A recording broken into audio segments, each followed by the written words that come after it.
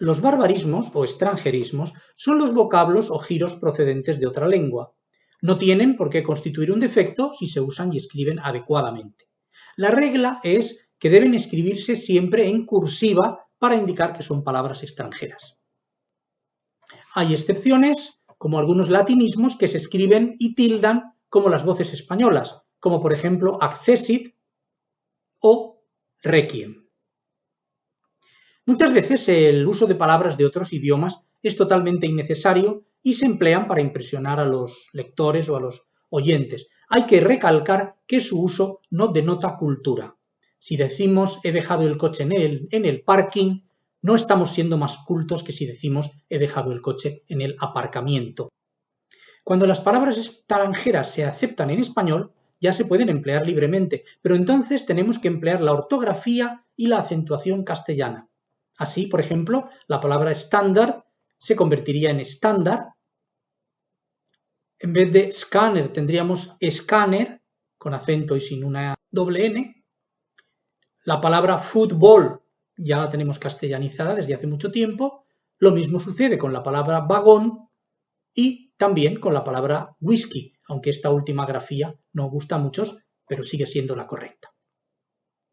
El error surge al empleo de los barbarismos cuando imitamos estructuras gramaticales. Por ejemplo, si decimos en este restaurante se come a la carta, esa parte a la carta es una estructura del francés. En castellano deberíamos decir según la carta, aunque ya sea muy difícil que este fallo se vaya a corregir. En inglés, por ejemplo, se tiene habitualmente costumbre de emplear generalizadamente la voz pasiva, pero no así en español. Hay mucha pasiva en inglés, poca en español y no debe una cosa influir a la otra. Si decimos un acuerdo fue firmado ayer, en vez de se firmó un acuerdo ayer, estamos cometiendo un grave barbarismo. Eso es muy mal castellano. En el empleo de estas estructuras podemos llegar a errores de gran gravedad. Por ejemplo, en la construcción, la mujer fue disparada por su marido, en lugar de el marido disparó a su mujer. Si decimos la mujer fue disparada por su marido, es un acto imposible, salvo que ella sea la mujer cañón de un circo y sea el marido el que la haga salir disparada del cañón. Otra forma de construcción extranjera es la eliminación del artículo, a imitación también del inglés. Por eso no es correcto hablar de la decisión de Naciones Unidas, no. Debemos decir la decisión de las Naciones Unidas. El uso excesivo de palabras extranjeras tampoco es correcto, siempre y cuando existan términos castellanos. Ya he hablado del uso de parking. Existiendo aparcamiento, no tiene ningún sentido emplearlo, pero hay palabras que crean mayor confusión. Por ejemplo, la palabra manager.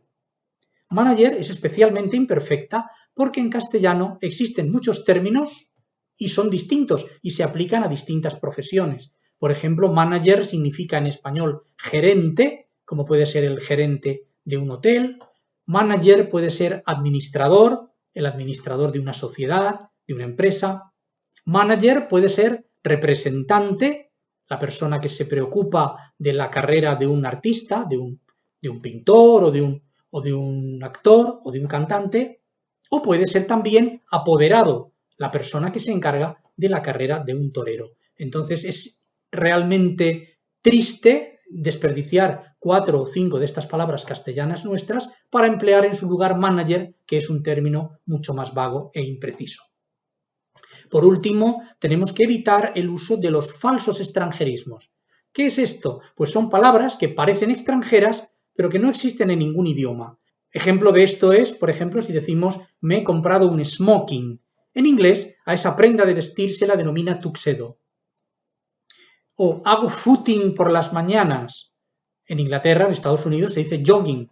La palabra footing no la conocen. Y todo esto por no hablar de cuando empleamos una terminación inglesa con una raíz española y hablamos de vueling o hablamos de puenting, palabras que realmente son ridículas.